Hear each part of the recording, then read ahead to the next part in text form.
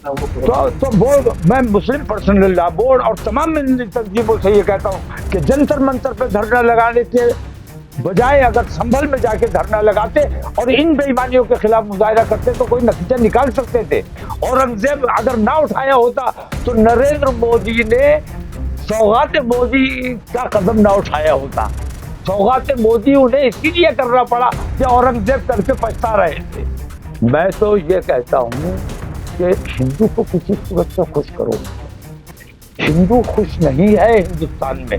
इत्तेहाद मिल्लत council यानी IMC के प्रमुख मौलाना तौकीर रजा ने शनिवार को अपने आवास पर प्रेस कॉन्फ्रेंस आयोजित कर केंद्र सरकार की सौगात मोदी योजना पर नाराजगी जाहिर की। उन्होंने इसे देश के पैसे की बर्बादी बताते हुए ईद के बाद संभल में धरना प्रदर्शन करने का ऐलान कर दिया। करोड़ों रुपया ये बर्बाद किया गया है सिर्फ इसलिए कि हमारा फोटो मुसलमानों के घरों घरों में पहुंच जाए। अपना फोटो पहुंचाने के लिए 160 करोड़ रुपए बर्बाद किए गए। मौलाना तौकीर रजा ने आरोप लगाया कि करीब 160 करोड़ रुपए सिर्फ प्रधानमंत्री की तस्वीर मुसलमानों के घर पहुंचाने के लिए खर्च किए गए हैं। IMC के प्रमुख ने कहा कि उन्होंने फैसला किया है कि इस साल ईद को बहुत सादगी के साथ मनाएंगे। इस बार ईद पर नए कपड़े नहीं पहनेंगे।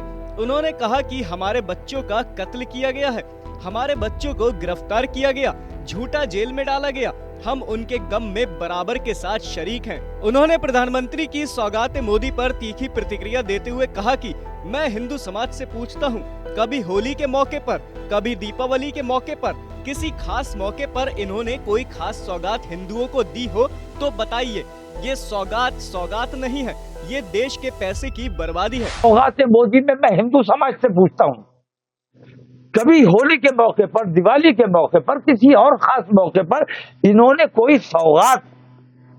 मोदी साहब तो अभी थोड़े दिनों के हैं, भारतीय जनता पार्टी दीपक के जमाने से बताइए आज तक कभी कोई सौगात हिंदुओं को दी गई हो तो बताइए।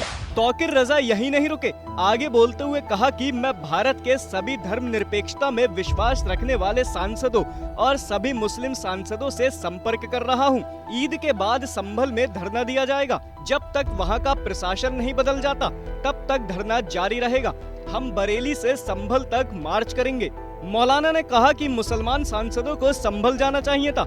वहीं CO अनुज चौधरी पर तौकीर ने आरोप लगाते हुए कहा कि ये CO पूरे हिंदुस्तान का माहौल बिगाड़ने का काम कर रहा है, पूरे मुल्क में सांप्रदायिकता फैलाने का काम कर रहा है। उस पर कोई एक्शन नहीं लिया जा रहा, जो एक भयानक बात है। मौलाना ने कहा कि संभल से CO को फौरन हटाया जाए, वहां के प्रशासन को बदला जाए। उच्च स्तरीय जांच तब हो सकेगी जब वहां बैठे अधिकारी हटेंगे, जिन्होंने साजिश रचकर इतना बड़ा कांड किया। एक CO